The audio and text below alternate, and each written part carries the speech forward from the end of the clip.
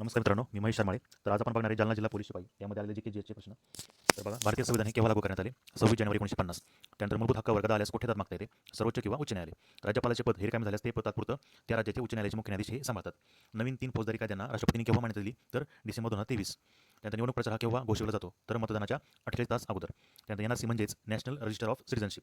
त्यानंतर महाराष्ट्र राज्य फुल जारूल हे जांभळ्या रंगाचे फुल आहे. त्यानंतर नगर परिषदेचे प्रशासन हे मुख्याधिकारी चालवतात. त्यानंतर भारतातील पहिली मनपा मद्रास किंवा चेन्नई या शहरामध्ये स्थापन झाली.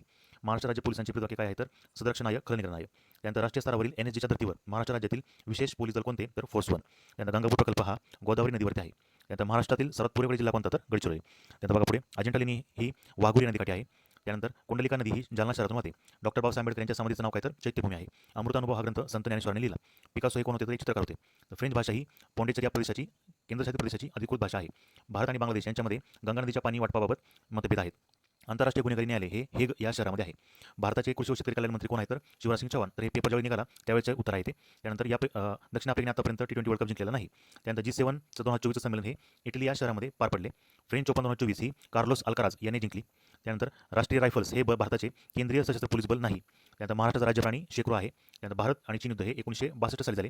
रिझर्व्ह बँक ऑफ इंडियाची स्थापना 1935 साली झाली. आणि शेवटचा प्रश्न, OPSचे विस्तारित रूप काय आहे? तर GPSचे विस्तारित रूप काय आहे? तर ग्लोबल पोझिशनिंग सिस्टीम.